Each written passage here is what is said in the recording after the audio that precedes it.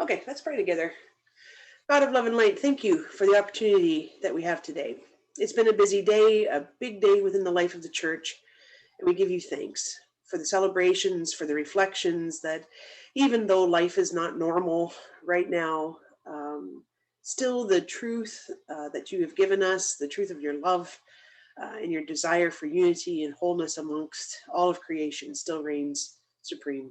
And we thank you for that unchangingness of yourself and your word. We ask only tonight that you would give us an opportunity to rest, to reflect together, to share the wisdom that comes to us and through us from you, that you would give us a spirit of collegiality, of creativity, and of courage.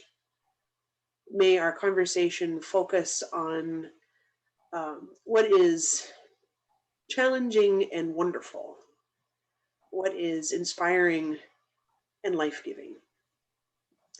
Help us, oh God, to be open to how your spirit may move among us. For we ask it in your name and by your grace. Amen. Okay, so this is our last session together. It's hard to believe it's been a month already. 4 times we've gathered together to talk about what comes next. And it's interesting to me because there's no answer. I didn't expect that there would be an answer, but the process of having these conversations with all of you has been inspiring and uplifting for me. And I know others who have been following along with the video recordings also have felt the same way. So let's go around and do a quick introduction, who you are, where you're from, and what questions shall we ask this week? What's something that you learned this week? What's something that you learned? I'm just trying to think if I can go first. Oh, okay, yeah. This was a big, and I'm still trying to learn this. I haven't learned it, but it came onto my radar as something I need to practice. So I'm Jen, and I'm in Windsor, Ontario. And something that I learned or came onto my radar as something I need to learn and practice is that that time is relative.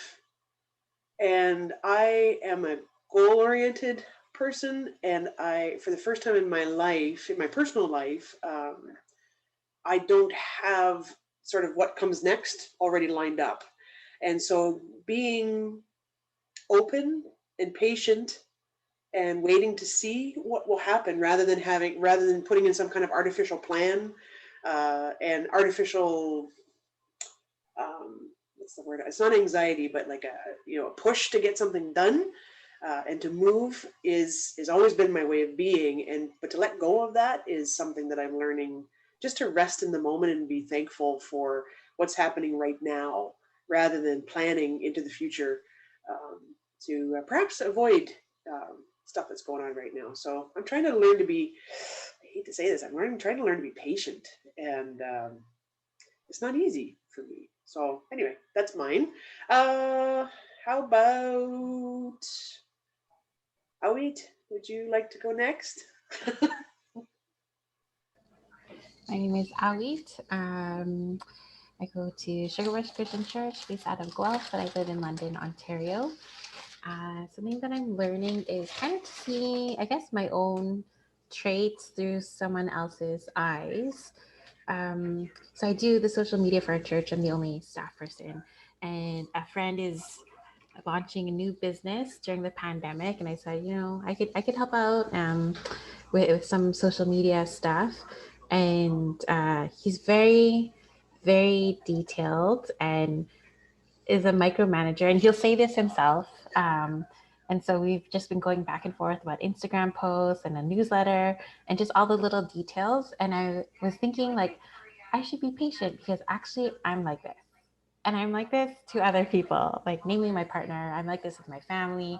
And so it's just interesting to see myself through someone else. And I feel like, oh, that's maybe how others see me. So I should give a bit more grace and have a little bit more patience for others who have to deal with me.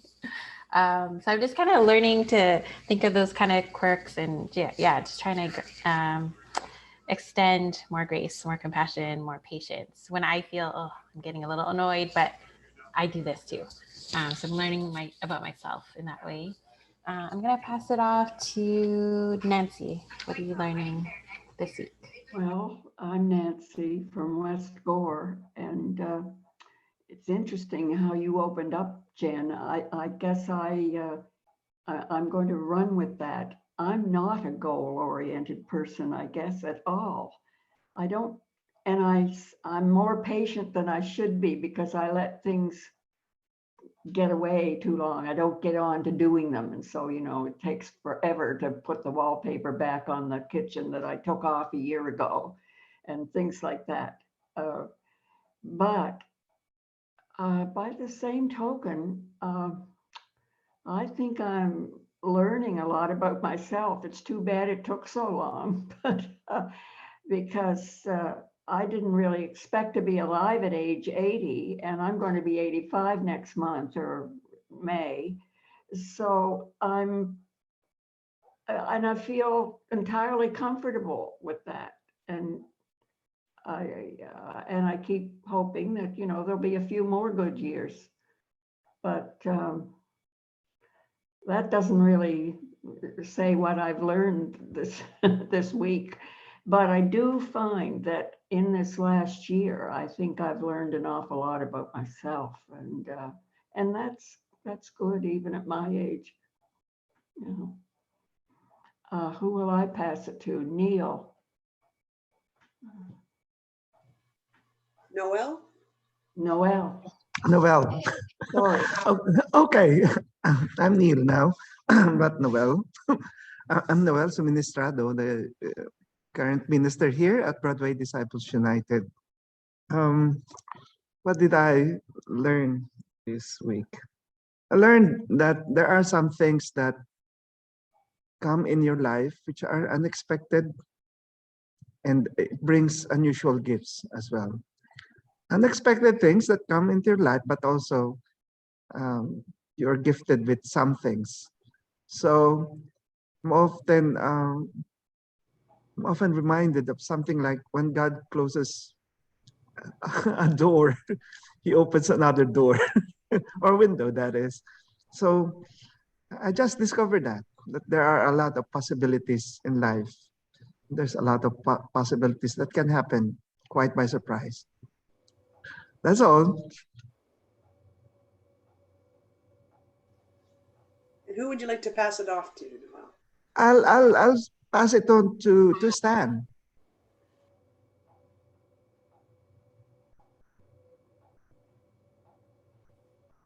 Hi, I'm Stan. I'm from Calgary, Alberta, and I've been maybe not learning something new, although I'm sure there's something new that I've learned this week, but I've come to the realization again that I cannot possibly read everything I would like to read.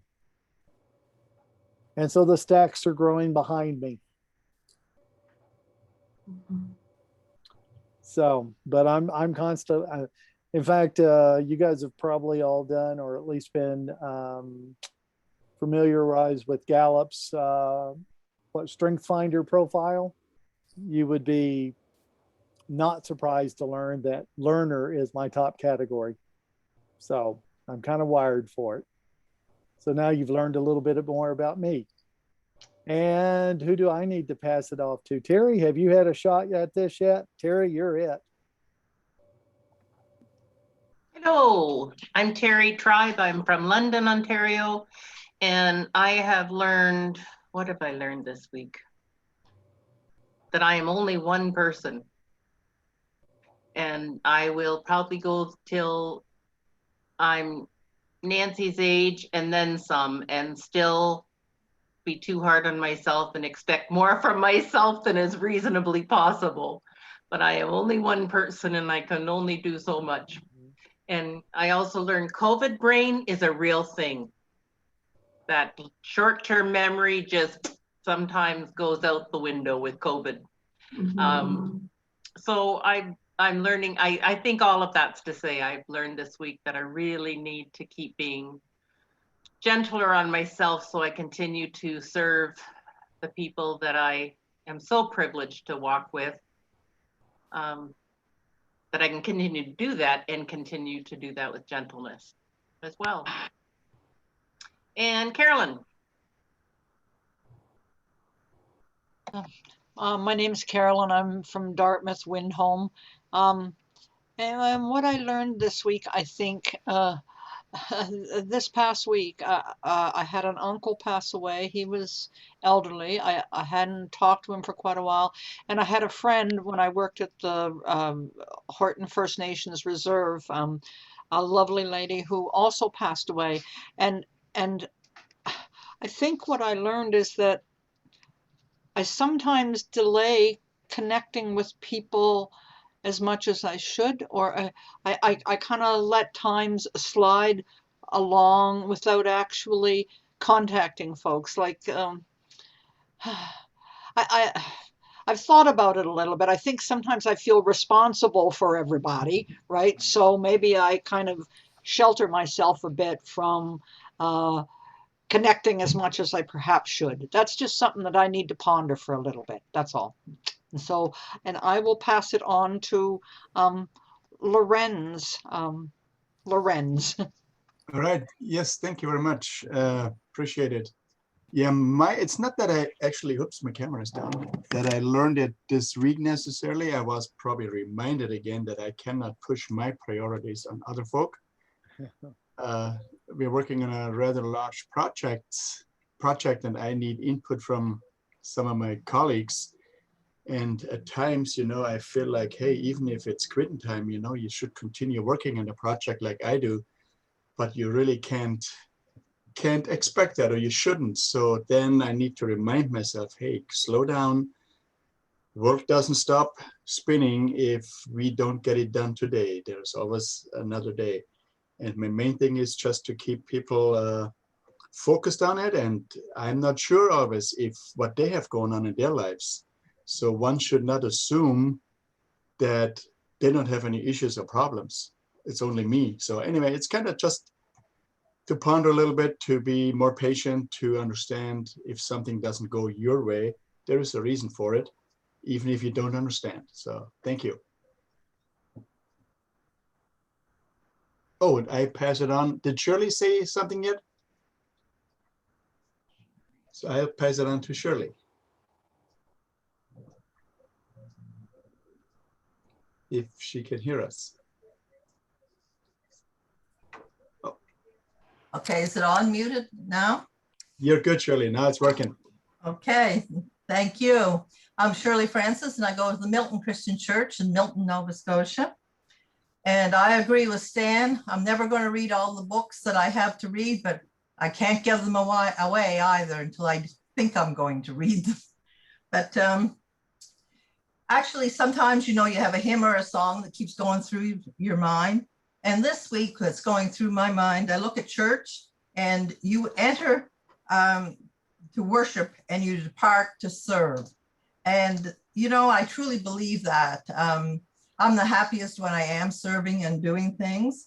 And we do the soul food to go, but the last month, we started meeting once a month and making casseroles or foods and desserts and taking it to the shut-ins. And it's wonderful because you get a chance to speak with them and connect with them and bring them in a way back into the church and let them know what is going on in the church. And they truly appreciate it, but we get an awful lot out of it by going to the church and actually making the food there and delivering it to people. So I do believe that, to enter the church to worship and depart to serve. And I'll pass it on to Dana.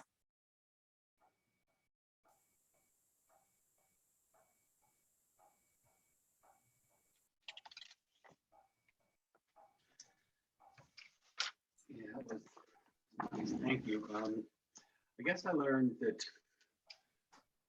like Stan has too much to read. I think sometimes I try to say too much and try to kind of don't keep it simple in my life. And I think that's something I'm starting to wrestle with today quite a bit. I think I also, as a side note, I learned a really wonderful way to use rice paper in cooking.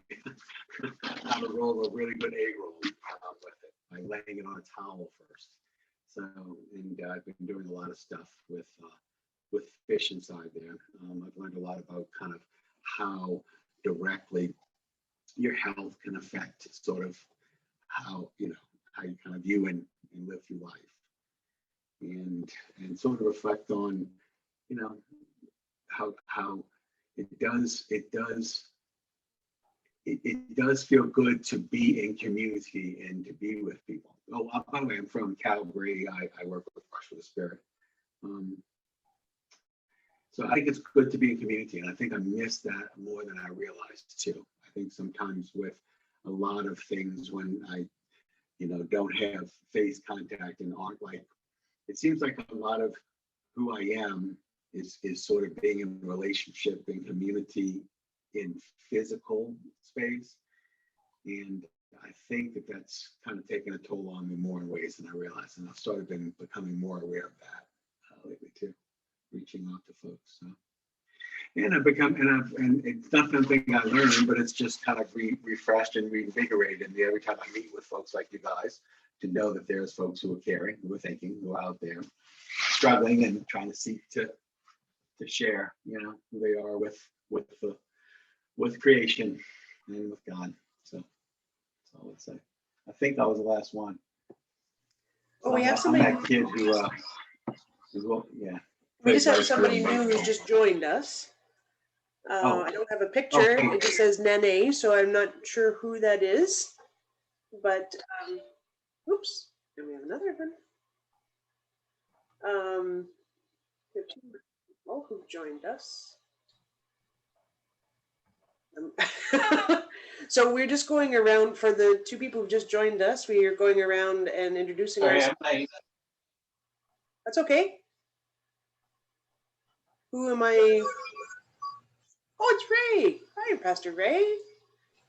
We're just going around the room and introducing ourselves, where we're from, and just saying something that we've learned this week or recently. So we've just gone around the whole room. Would you like to? Oh, Terry, do you want to say something?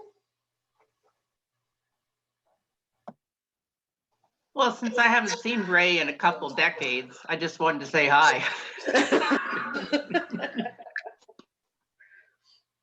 Ray, who is named Grace. Yes. Ray, who is looking at his computer too studiously. Can you hear us, Ray? I didn't think so. He needs to turn his volume up maybe. And then there's Nene. Yeah, and Nene, can you hear us? You're muted right now. And I texted Janet. I think she's going to be joining us as well. She had her congregational meeting. Can you unmute? I am unmuted. There you go. Can you hear us now? Hi. There we go. It's Flor and Orly in Winnipeg as well. So we're just going around the room and introducing ourselves and saying where we're from, who we are, where we're from, and something that we've learned or are learning in the last week. So Flor or Ray, either of you can go ahead and then the next can go. Awesome, man. I'm Ray Cuthbert. I'm a retired minister in Winnipeg and was at one time the minister at Broadway Disciples United Church, but now Pastor Noel is taking care of that. And something I've learned in this past week, I've learned that my computer crashed, which is why my screen says Grace, is that my computer completely died. So on Tuesday, so Michael is building me a new one, but it'll be a couple of weeks before I have it. Usually I haven't been part of these discussions because they start right around the same time we have supper, but I figured I'd come in late rather than not come in at all. So good evening, everyone. Thank you. And Flor and Orly, would you like to introduce yourselves? Yeah, Flor here, Orly there. from Broadway Disciples United Church. Right now, we're taking care of kids. Oh, we have Janet. Is there something that you've learned or are learning in the last while, Laura? Oh, well, maybe learning to be more patient as far as dealing with grandkids are concerned.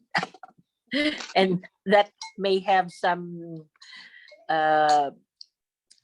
relevance to our Christian faith.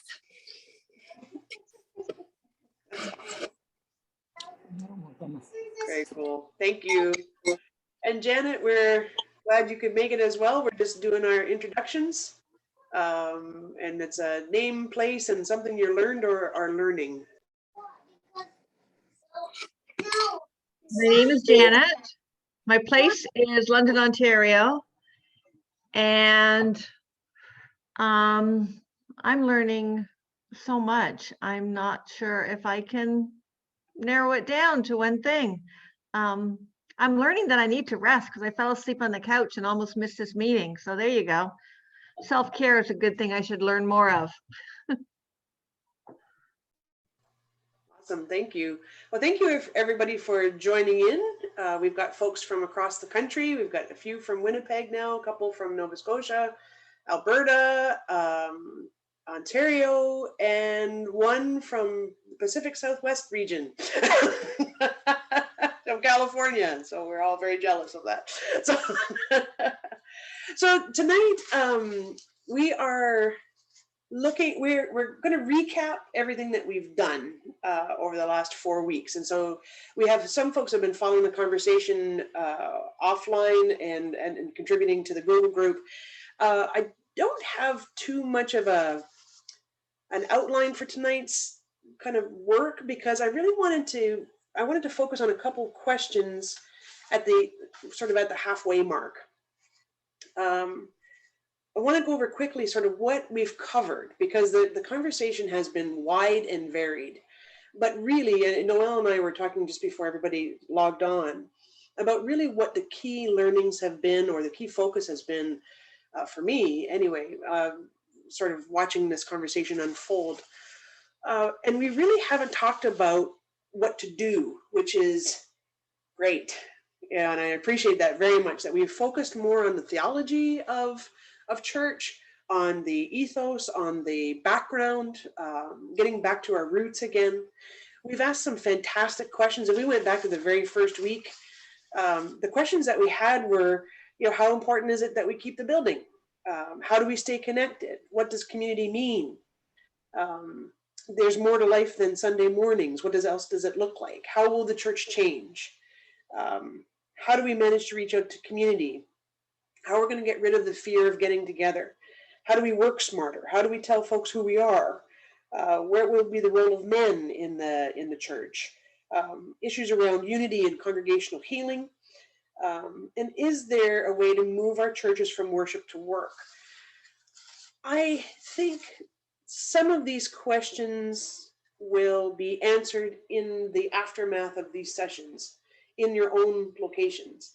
But I do think that there has been some insight gained, and I don't know, that's why I'm curious about what folks think about the insight that you've gained over the last month in having these conversations with each other. It has appeared to me that we've hit on a couple of things that are really, I think, critical for as we kind of discern about what comes next.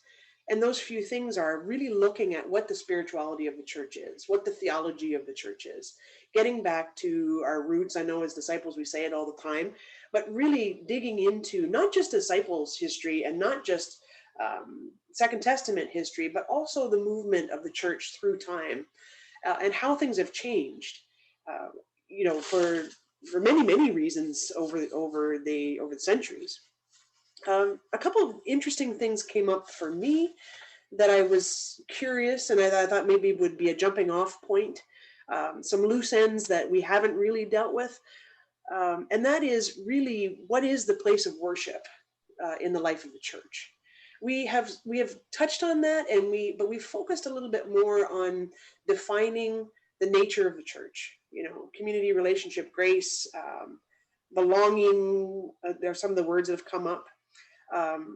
We've made some agreements that, yes, there's going to be a massive change in methodology and practice in the life of the church.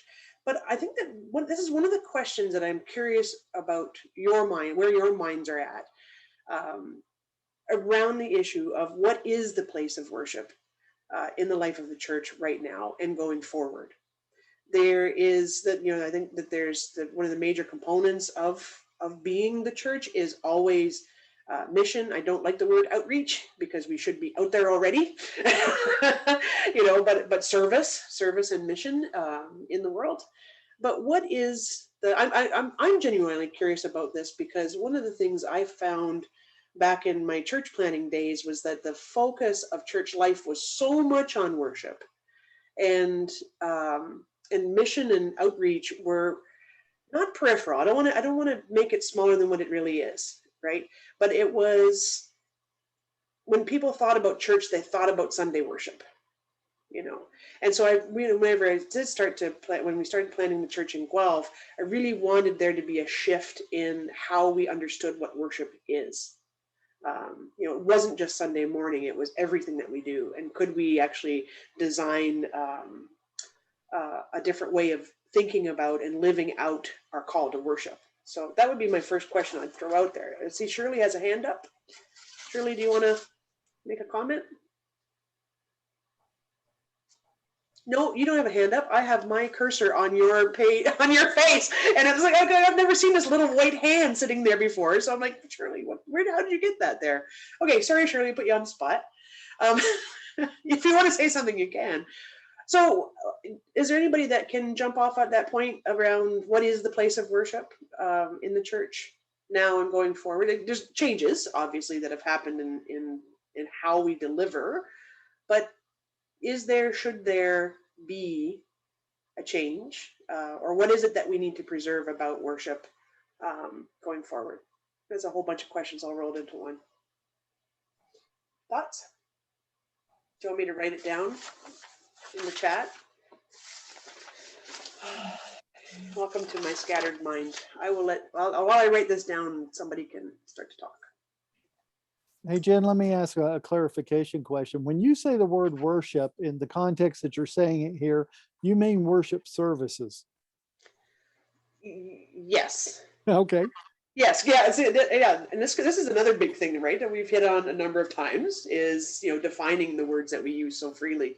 Do you have a comment towards that, Stan? Well, I think biblically there's room for a much more robust definition of worship that involves the sacrificial life we give, Roman 12 kind of worship, that it's much more comprehensive. In fact, in the New Testament, Second Testament, however you want to refer to those documents, there's really not any language around worship service. There is language about moments of worship when somebody literally bows before Jesus. And so I'm wondering if we're not running the risk of having a very truncated definition of worship to start with, or we need levels of worship to talk about. Because I think the confusion is that our model has always been to get people to worship services, where theologically worship is for those who recognize who God is. And certainly we want to invite people into that. But that might not be our first move when it comes to the world. Or the larger world around us. And so, the disciples don't really have a deep notion of worship. We've adopted everything that we believe basically from somebody else, because we got in the liturgy game much later than the other churches around us. Thank you. Janet. Sorry, I just got distracted because it just started snowing here. I agree entirely with Stan, but I think the answer to the question, my answer to the question, what is the role of worship in the life of the church? It is central to the life of the church. The question is, what is worship to me, right? So I think that that I would agree with Stan on a more robust and more expansive understanding of what worship is, not just about worship service, not just about communion, but kind of the sacramental things that we do as community when we gather, not just, you know, a traditional understanding of worship. So that's what I would like to see, is an expanded understanding of what it means to gather and worship.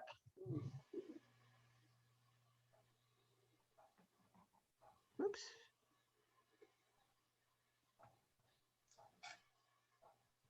Yes, Ray. One of the things that Stan mentioned, that the New Testament or Second Testament doesn't say much about worship. What it does say is about the first day of the week, and the disciples met together to break bread.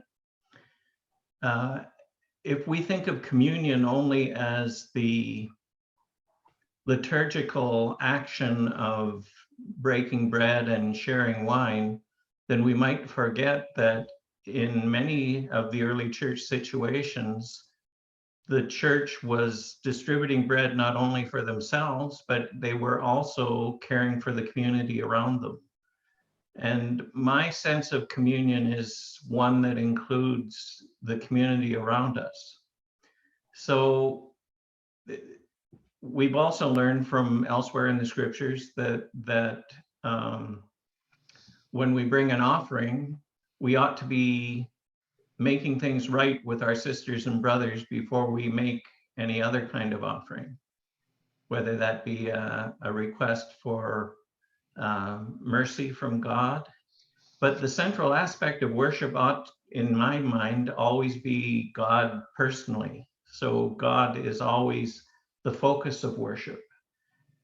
That my understanding of worship is also Christocentric, so that means that I imagine it as a cross, up and down between God and humankind, and across to one another as people on earth.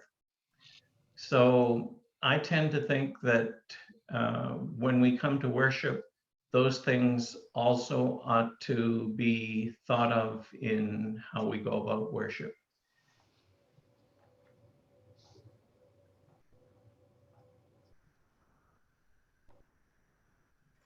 Carolyn. For a long time, I have thought about something. I don't know if it is relevant. I'm not a pastor, but when Christ talked about breaking the bread and drinking the wine in a church service, and even now in COVID, it's really crazy because you get this little tiny wafer and this little tiny thing that you lift up, right? And I honestly wonder if communion is not to be a lot more than breaking the little piece of bread and putting it in your mouth and that little tiny piece of wine. I think that communion is probably a communion meal. Like, I just think that maybe instead of having communion with this little thing, we should be having a meal every Sunday. Now, I don't know how that's going to work in COVID, but I just think it's more expansive than this little tiny drop of wine and this little tiny piece of bread. But that's, you know, that's it. Thank you. Janet, yeah. I think I agree entirely, Carolyn. I think that's a very insightful opinion. What I also wanted to lift up too is, like, the word worship, the Greek word for worship really basically means praise and kissing the hand of the senior. So it's like loving Christ, right? I think that to me is different than liturgy. I think liturgy, like, there's a difference between worship and liturgy, and hopefully most of our liturgy is worshipful, although I've been to some bad ones, so we're not sure. But I think if we understand, and then sort of kind of picking up what Carolyn said about the the worship meal, there should be a sense of awe and praise and thanksgiving and community and ultimately love in anything that is worshipful. And so that's why, to me, I would like to see like, as I say, a broader, expansive understanding of what it means to worship. Thank you. Jen, a nice tie-in here would just simply to be reminded that liturgy actually comes from two Greek words that mean the work of the people. And I'm wondering if liturgy is envisioned as worship, that's also the work of the people. Noel, thank you, Stan. Dovetailing into Stan's comment, the work of the people eventually becomes the one that you offer as form of liturgia. But I'd like to look at worship from the lens and through the lens of grace. No human action can make grace, can make worship possible without God's grace. And in saying that, worship to be worship should reflect our relational aspect as well. And this, echoes what Pastor Ray about the vertical, horizontal aspect of things and relations. But I'd like mainly to look at it from the perspective of grace, because I think human action has reached way too much that we have forgotten that there's that part of grace which envelopes us all. Thank you. Other thoughts? Yes, Ray. Just one other thing that came to mind. One of the images that kind of helped me change my perspective on worship is that there's an image that Salvador Dali drew. He did it as a charcoal drawing first, and then did it as a completed painting. And the image shows Jesus, but looking down on Jesus. And to me, as Jesus is hanging on the cross. And I think the title of the painting and the drawing is something like St. John of the Cross's vision of Jesus or something like that. But anyway, the perspective is one that we don't usually have, because we usually think of how we're looking up at the cross because that's where we place it in our sanctuaries. And we think of always, everything starts with us and we go to God. But the image that Dali showed us reminds us that God is looking at the crucifixion.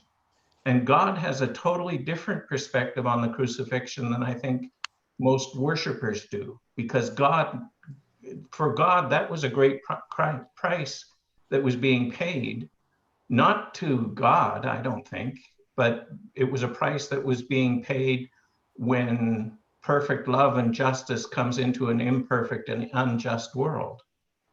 So that perspective, when I keep that in my mind, helps me remind me that the worship service, we are worshiping God, but God is a part of what we do. And God's vision of the cross is one that might be helpful for us to remind ourselves about God's presence in worship. Thank you. I just want to share my screen for a minute for folks that don't know this painting. Hopefully I've grabbed the right one.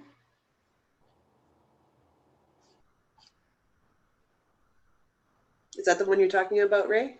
That's the one. That's the painted version. And there's also a charcoal version, but either one of them have the same perspective. So this is indeed the one I was talking about.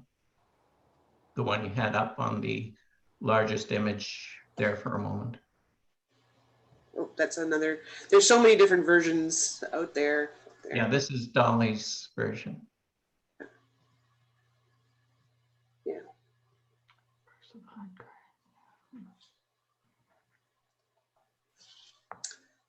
Very cool. Thank you for that.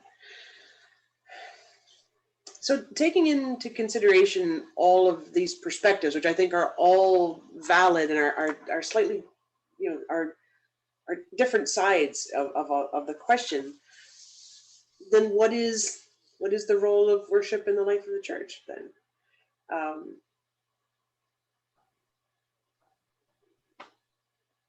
What is it? Janet? Well, if we take the expanse of understanding, it is church. Church is worship and worship is church. Mhm.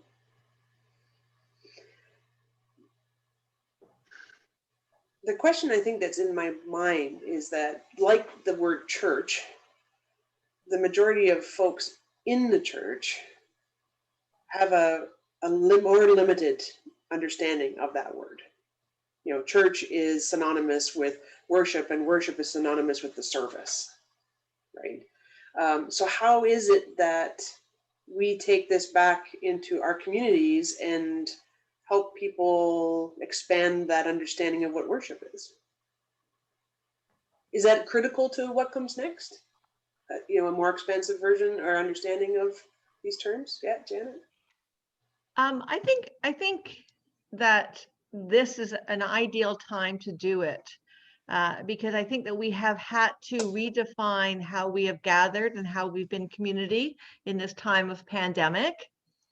So I think that it's probably not a huge stretch for any congregation, any community of believers to go through a process of analyzing kind of what was it that you missed most? What was the most important thing that you felt lacking in during the pandemic, and what kind of rose to the surface to give you the support, the relationship, the grace, give you the glimpses of grace that we normally associate with that 1 hour on a Sunday morning.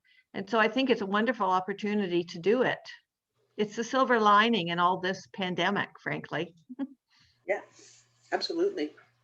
Absolutely.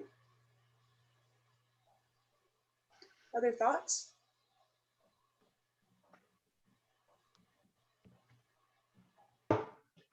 Yes, What I've missed during the pandemic, just to answer Janet's question, is I've missed the mutual accountability that seems to be present in a corporate worship service that is not present in an online service. It's from my point of view too easy to tune out on an online service, to be busy doing something else while you're worshiping, because we haven't set aside something that we're trying to pay a special kind of focus and reverence to. Even when you try to do that, we're so used to media presentations that we deal with them differently than we do in a gathered community. At least that's my sense of part of what I've missed. And part of that mutual accountability has to do with that whole question of what is worship, and who do we worship, and whose are we when we worship. Those are the things that, to me, I feel the most stripped away from when we worship online. So, sorry, did somebody else want to make a comment? I wondered then, knowing that what we have moving forward will be a hybrid scenario where because I think the common understanding is that no congregation now wants to lose their online people, you know, the folks that are tuning in, you know, and they want to be able to come back in the sanctuaries as long as it's safe. But then how do we account for that, or how do we I can't find the right word. Also, my dog just walked in and distracted me. So, but how do we fix that issue around mutual accountability? Like, how is it that we help to make the online experience one that is that has that same sort of tenor as the in-person? Janet? Well, I would like to pose to Ray the mutual accountability that is perhaps a generational expression as well. I wonder if that what we're missing, because this is what we're used to, this is the you know, setting aside that time, but I think that there's I think we have to be a bit more flexible in our understanding of how younger generations feel about this. I mean, for us, it's to be there, like you say, that corporate worship on a Monday. See, that's how messed up I am, on a Sunday morning. And I wonder if for a different generation, it is just, you know, accountability to see it at some point, to be more flexible in their understanding of that commitment. It is still a commitment, but just not as rigidly set a commitment as maybe what we're used to. Because I think that when you look at the people who were looking online, and the clerk of Mapleton today at the AGM had actually a list. She'd gone in and seen all the online people who had looked at one of the services. And it was fascinating just to go through some of these people. Bye, Noelle, sorry. Thank you for joining us, Noelle.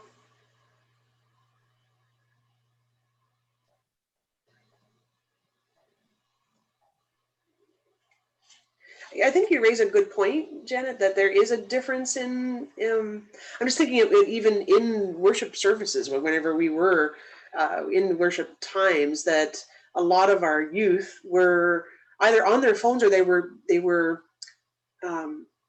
tweeting back in the day when Twitter was a thing. I'm sure it still is, but I don't do it anymore. You know, but they were tweeting the service because they were sharing those pieces with other people. So that has been, you know, going on for that generation from time. Yeah, I don't want to interrupt. Terry, go ahead.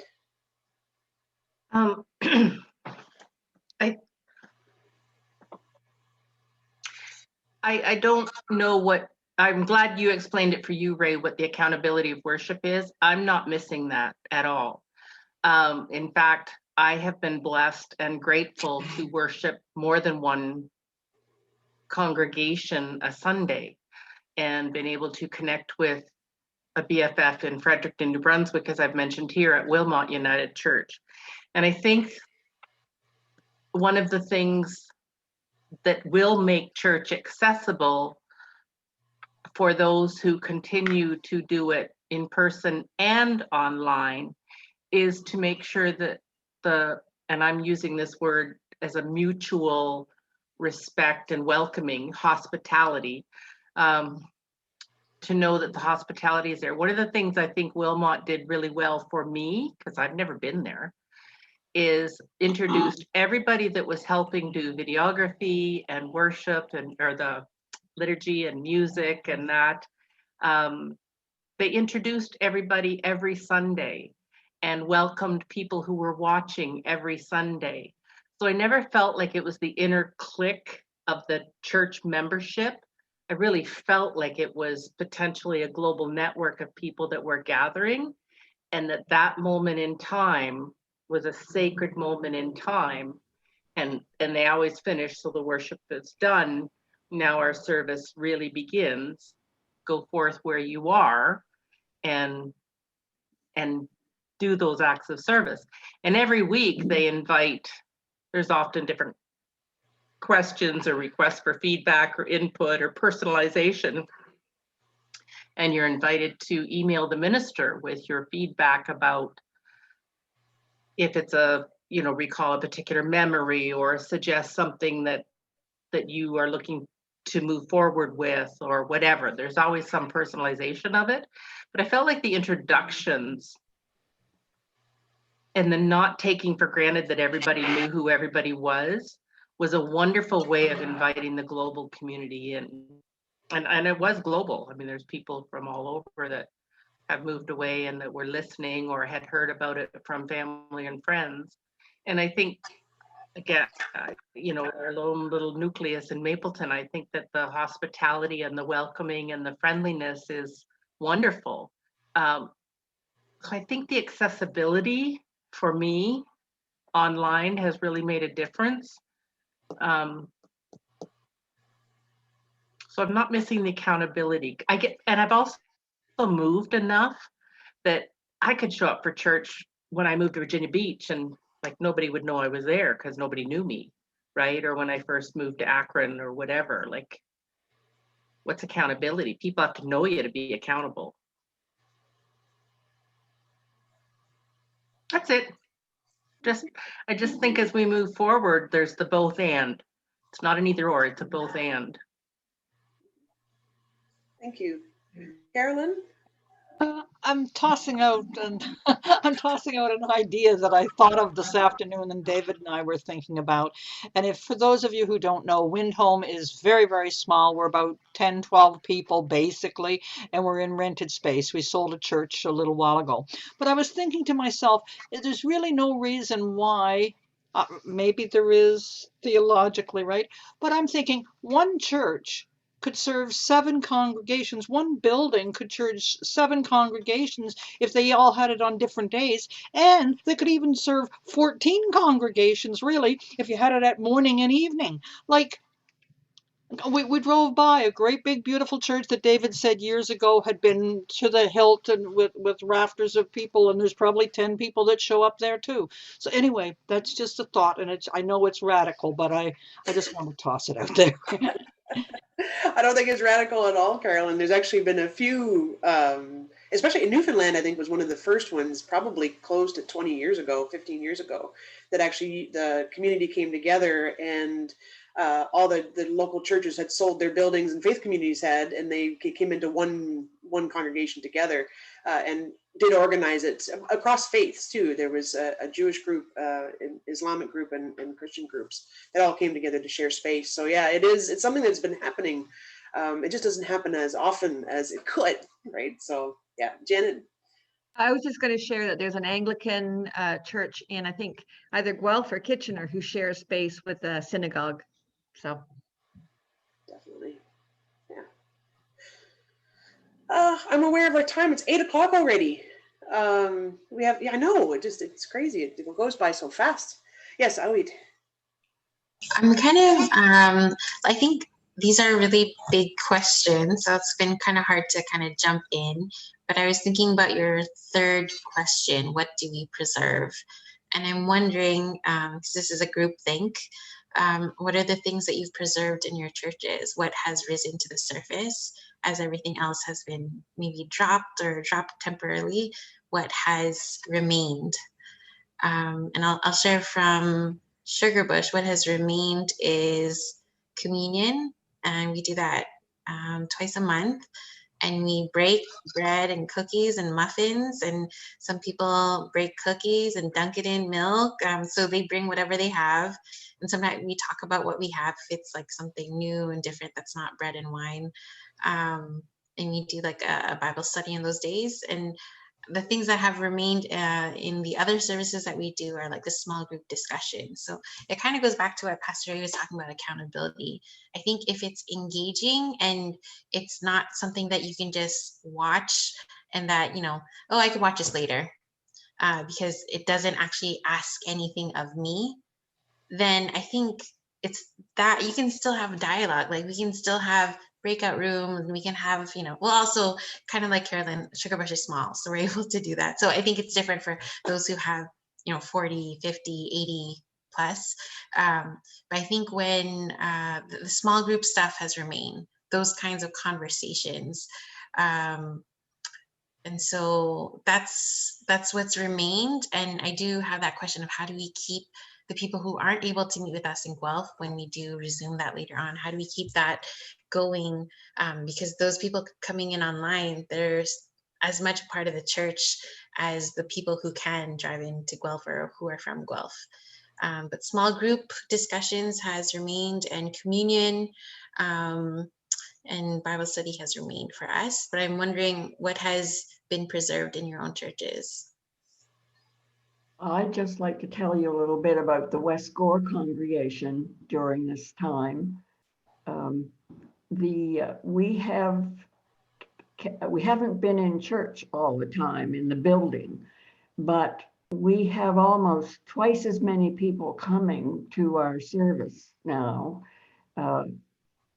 because there are as many online, if not more, some Sundays than there are in the pews in the building.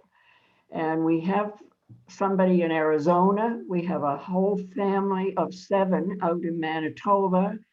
We have someone in Dubai who's actually doing the PowerPoint from there. And people in a nursing home very close by who cannot come to our service as they used to do, but they are there all the time in the living room. And there are people in Ontario and other disciple churches in Nova Scotia. And it is really amazing and very heartwarming. And these people are not only on tuning in online, they're taking part in the services. Someone is contacting them to do prayers and so on. So there are always different people online as well as people in the church doing that on a Sunday. One voice is singing, and I'm the organist on the piano, and but it is uplifting, really. And it has, so what has remained is the congregation, but we've added all these people, and there isn't any way that we will want to go back to what was, for sure. Now, this is Mike's church, the student minister that we have. He's not with us tonight, but it's been wonderful. We bring our own communion, whatever it is, in our purses and have it. And there's one plate at the back of the church, but people are mailing in their contributions, and really, it's been quite wonderful. Awesome, thank you. Orly. You're muted, Orly. Two things. This pandemic made me realize that the place of worship, the physical church, is really not the church. We hear the kids sing, but this pandemic really shows us that the physical walls of the church is not the one that is defining the church. And even this online service, although most of us have access, not all have access. And just like the physical walls of the church, even on online service, there are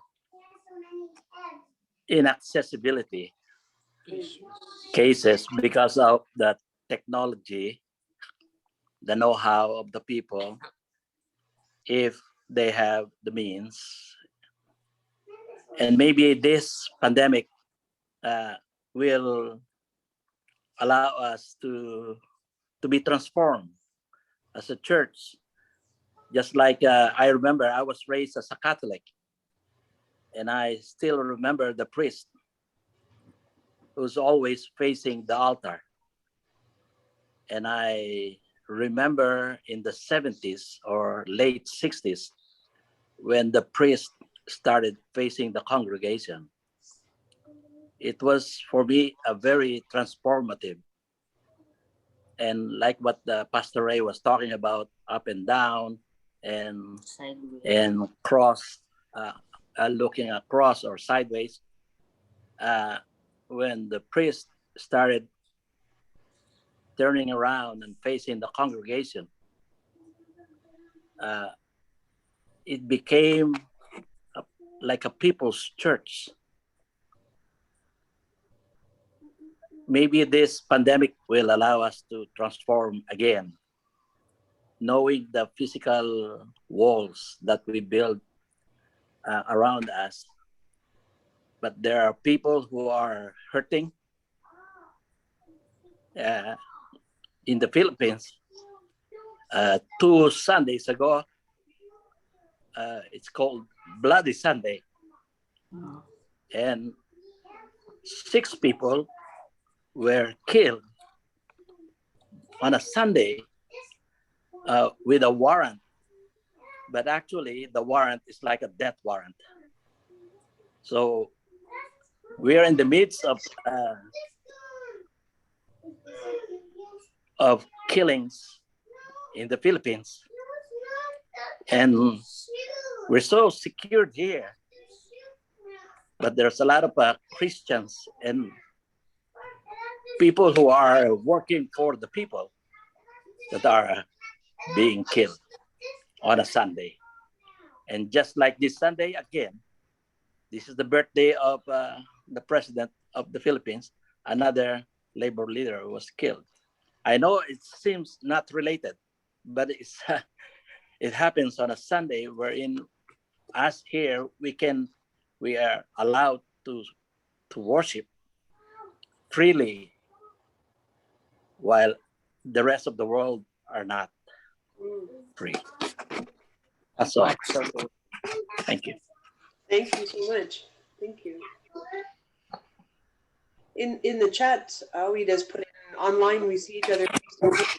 In our buildings, we face the sanctuary.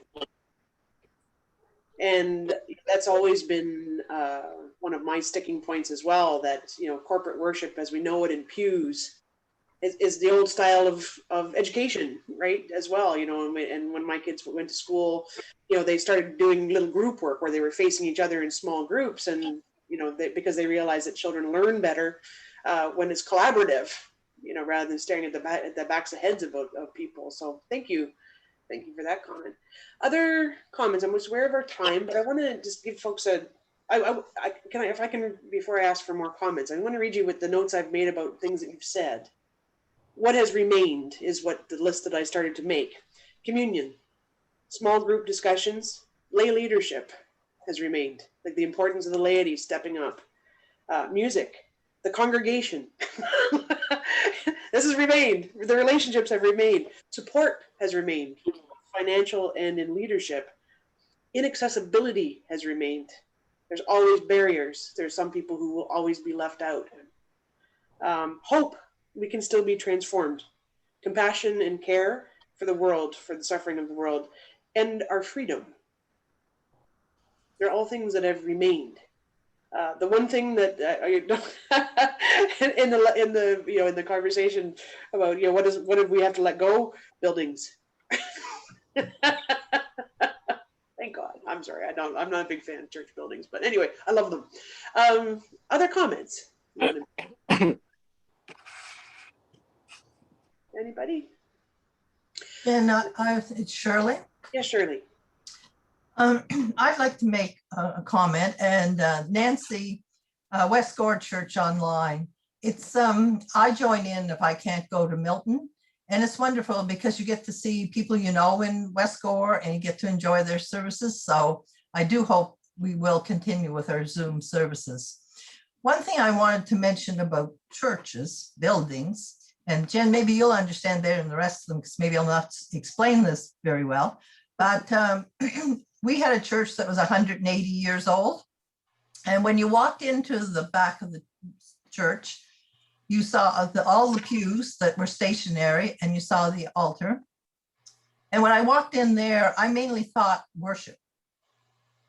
It'll be 5 years in May since we built the new church, and due to funding, it's a multi-purpose. So now when I walk into the new church, I mean, the chairs, they're never always all lined up. Somebody's moved half them all around, and you walk in and you think it's a different vision. It's a larger vision when you walk in. I don't think just worship, you know, I think of many things that happens in that church. And one thing in the older church, if you sat on the right, you only got to speak to those on the right because they're wooden pews that don't move. And, but, you know, with the new church, it's like a closer family because we get to communicate and speak to everyone that's there.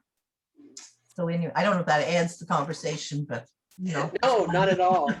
And I'm glad that you raised that. I see Janet there. I'm glad you raised it because one of the things I remember about going to Milton is that I was trying to learn all the names of everybody when I first arrived, and the receptionist or the secretary, Vana, pulled out a seating list from 1980, 30 years before, and said, here's the names. And I said, you've got to be kidding. But it was true. The family still sat in exactly the same. Anyway, Janet. I was actually just going to add on, Shirley, I have been in both the old church and the new one. And one of the things that really struck me about your new building is how open to nature it is, how you can see more of the river behind, and the beauty, as opposed to, I mean, much as your old building was cool with the whole reverse boat thing, I much preferred the windows and the airiness of the new one. So yeah, it's a building that's much more welcoming, I would say. You're right, and it is beautiful. It was a big job to get those windows lowered, but we managed to, and it is beautiful. Like, we have nature, we don't need anything else, you know? Amazing place. Friends, we have 15 minutes left, and I do have one question. I actually have two questions that I'd like us to sort of think about. One is, where do we go from here? Does this group, this opportunity, stop and restart maybe in a month's time to continue a different set of questions and contemplations after we've had some time? Or do we continue after Easter, take a couple of weeks break and then come back? But the one that is really burning, and we can talk about the first one later, but is, as we move forward in our own congregations and in our own locales of ministry, what should our focus be?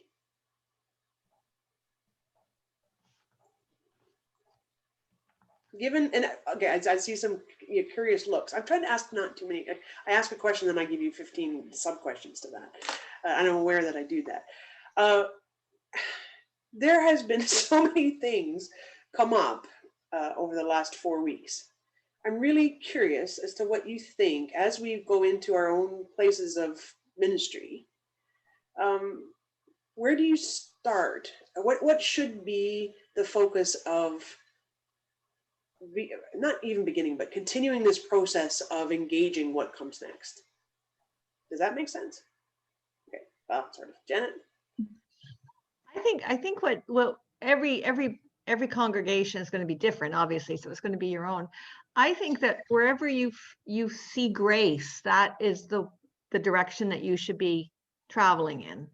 So if you see grace in online service, then put your energies into that. If you see grace in the small group interactions, because that's kind of what we're headed towards. So that should always be our signpost, is wherever we find grace. Not because, and kind of get rid of these ideas of we do it this way because it's the way it's always done, because I've been sitting in there that pew for 30 years. And wherever you find grace, and be open to grace, because I think we'll find it in places that we were not anticipating seeing it. Thank you. Other thoughts? Yes, Lawrence. Yeah, first I like the 2 weeks off and then continuing. You guys gave me so much food for thought that I don't even know where to start. So I actually have planned a congregational Zoom meeting in May, basically the status of our congregation, where we are, what we have been through, what we are. And honestly, my two questions I would like the feedback from the congregation is, what does church mean to us? Mm. And then the other one I have specific for our congregation is, how do we tell people who the DOC is? How to tell the people who we are? Because I think we are a hidden gem. Nobody really, because we are a small church and we don't have huge advertisement. We are not on TV. We are not make any advertising. So anyway, I would like to continue with that group. Like I say, at least 2 weeks off possibly, but then continuing, because you guys gave me a lot of food for thought. Now I just need to put that all together and make sense of it, and appreciate it. Thank you for letting me join your group. course, yeah, it's great that you're here. Thank you. Yes, I'll eat. I was also, I really like this because I feel as the only staff person of the church that some of the stuff obviously I have to think about with our core team, which is like our board, but it's nice to think about these bigger questions and the direction with other people from across Disciples churches across Canada. So this has been very helpful. It doesn't feel lonely, even though we're in different places. So I really like this group. I like that it's a mix of clergy and lay leaders, and just really all of us are here because we love the church. So I think it's a great group to do this kind of thinking and wrestling with. I was thinking though of how Lent and Easter has probably been really tough and maybe not very restful. So we have Holy Week that's just started, and hopefully we can get some holy rest. Can I propose that we start around Pentecost or like in sometime in May or something? Let's have April off to kind of rest and recharge, so that we as church leaders practice what we preach, right? And if we don't want anyone to get zoomed out, and so maybe what we say is like, we need to now rest and take care of ourselves and our congregations and hear back from them. And then we come together in May. Maybe we'll have different questions, or we're going to go back to those same questions and we're going to have different perspectives. Yeah, 100%. Definitely. I have a really skewed sense of time. Time moves ridiculously fast for me. And I always think I can do things a lot faster than what I actually can. And I don't consider that other people have lives. So, so forgive me for that. So thank you. I'm always looking for recommendations on how to be a normal human being. So, Stan. Jen, I've been close to church planters who get out into wherever they're planning to do their community development stuff, and they really don't know what they're doing. They don't have they've got a plan, but they don't have a plan because you don't know when you go into it. And one of the sayings that they've passed on to me is, whatever blooms, that's what you give attention to. And so I'd love to just be part of a conversation that begins to discern within our various locations what's actually blooming where you are. Because I know we desperately want a cookie cutter kind of program that will save us, but I think we have answers. Certainly we have biblical and theological resources, but all answers will be applied locally. And so if you've got a desire to do online stuff, but you've got nobody in your church community that does that, that's probably not where you're blooming right now. And so let's get the pressure off of people having to be uniform and everybody doing the same thing, because we can actually serve each other all across this country by doing different things. Yep, absolutely. Thank you. Yes, I agree. I think that when we come back, that the conversation will be different. And I really do like that. And we just put in the chat, bloom where you're planted. Yes, absolutely as well. And I like the idea, because being able to let this sit, like these conversations that we've had, to let them sit and ruminate and, be the leaders within our own communities around kind of to help other people think about the kinds of questions that we've been contemplating over the last month. Other closing comments? We have 7 minutes left together right now. Terry.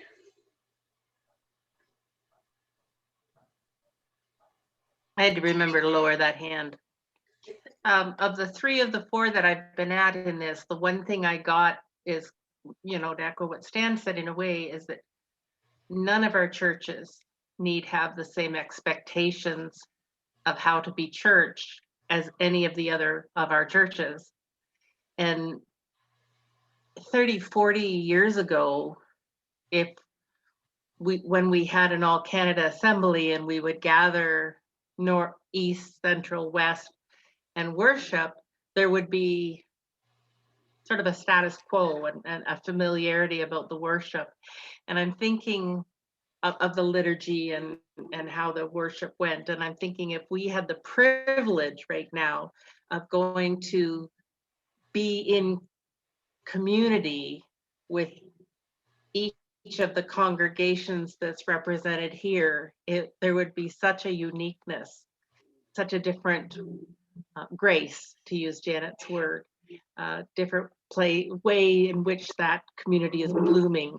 It would be wonderful. And I think that's probably a good change over the 34 years, even though our numbers are considerably smaller than 30 or 40 years. So it's a transformative time. The one thing I've heard consistently in the last 3 weeks is there need be no common expectations amongst the communities that are gathered here. And I think there is grace in that. Absolutely. Thank you. Dana, you've been suspiciously quiet today. On purpose, I hear. Yeah. Would you like to add something, Dana? I've talked enough in a way that, but no, you know, as I think about it, and I think that there's all sorts of ways that, you know, we will be on the other side of this in a different way. And I do think we'll come out into some sort of hybrid where there'll be some sort of accountability with the group who is gathered and, you know, those outside. The thing that I've been wrestling with forever is the idea of how to expand the concept of worship and how we can use the building more than we actually have, and especially if we're learning how to use it less. And yes, I can see doing a bunch of where you have 14 different churches worshiping out of one building. I like that. That kind of grooves to me too. But you know, there's a certain way that I keep seeing churches close in that physical space and holding up like a marker in a neighborhood. And you know, it's just sort of like worship. There's something that's quite sacred, and I understand why it sort of is held. When I say worship, by the way, just to qualify things, I'm talking Sunday worship as we understand it now, where you can sort of have a similar flavor here to there, and it's kind of ubiquitous. And I think we all need to find our own level to figure out what can bloom, you know, in this area. And we need to, again, figure out how to expand the concept of worship while maintaining it somehow, you know, in its essence, I do think. And again, how can we use the building more, and how can we use the building for be more worshipful and expressing how we can connect and communicate God's love to everyone else. Good night. That's it. Thank you. Last thoughts in our dying moments together.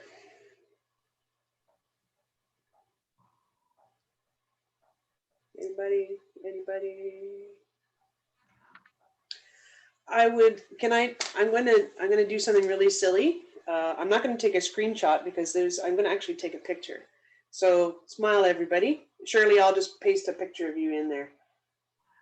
So my face is not in here, but there we go. I got everybody. Thank you so much for being part of this conversation, and to others that have been here as well. And oh, there's Shirley. Oh, hang on, wait a second. Okay, I'm gonna do a screenshot and a photo. Hang on here. Okay, I got one there, and okay, ready, everybody? Camera. There we go. Okay, say cheese. There we go. Thank you. I've appreciated so very much your honesty, your openness, and your willingness to share, to ask questions, and to use the gifts that you have to strengthen and enliven the conversation for all involved. So I've really, really appreciated that. And I look forward to wherever this continues to go in the future. I love the idea about taking some time. Pentecost is usually in May. It's usually around Mother's Day. I do have a back end. So I'm actually leaving for Nova Scotia the first week of June. So if we could restart in May and just do a few weeks in May, and then that'll give me time to travel after that. And I'll be in the Maritimes for 3 months. So hopefully. Yes, Ray. Pentecost is May 23rd. Okay, so that's, yeah. So maybe we start at the beginning of May and we end near Pentecost. So with the new birth of the church, with this whole new ridiculously blooming church. I mean that in the best possible way. Words are not my strong suit tonight. So friends, I have a ton of notes that I've taken over the last 4 weeks, and especially tonight. What I'd like to be able to do with this is there's a couple of short articles that I'd like to be able to write about things that we're conversed about in this space, but especially your closing comments. I really think that the 3 or 4 things that were said about where do we go from here, where do we start with this conversation, with this, with this conversation, I think are really critical for churches. I think that you are a great representation of churches across the countries, and I think that others that can see that these minds, when they get together, have come up with these common truths, these questions, these explorations, challenges, fears, and yet are still looking hopeful toward the spirit, the leading of the Spirit of God. I think will be inspirational for them as well. So I will be in the coming weeks writing some stuff and posting some things so that we could take advantage of some of this collective wisdom. I will post my notes to the Google group as I have time. And please, that group will stay open. So that's still a place for conversation and bouncing ideas, should we need it, okay? Thank you so much. Let's close with a word of prayer. And if we do the old camp thing, the last person, So I don't. For those of you who don't know what I'm doing, the last person touched the nose has to pray. So, but that's okay. Actually, Ray, since we haven't, right? Yeah, Ray, it's wonderful to see you here. We haven't had we've benefited from your comments offline, but would you close us in prayer today? Let's pray. Thank you. Dear God, we thank you for this opportunity to come together and spend some time in discussion of the church, what it means to be the body of Christ in this time and in our various places. We hope and pray that we will look to you for our direction in life, in health, and in the way that we try and minister to those around us in our congregations, in our communities, and in our world. May we be reminded that we are joined together with many others across this entire planet and throughout time and space, for we are one church, and we are called to remember that and to act as though it is the truth because we believe it is the truth. So help us, dear God, that we might know of you and what we can do. Let us know how we can respond to the person of Jesus Christ and offer our response as a gift to the world. Bless us and send us forth in peace, rejoicing, we pray in the name of Jesus Christ. Amen. Amen and amen and amen. Thank you, folks. A happy Holy Week to you. May you find some rest, and a happy Easter to you as well. So until we meet again, may the space between us be filled with that same Spirit that brought us together. I almost did this. Friends, take care. God bless. Live long and prosper. Right?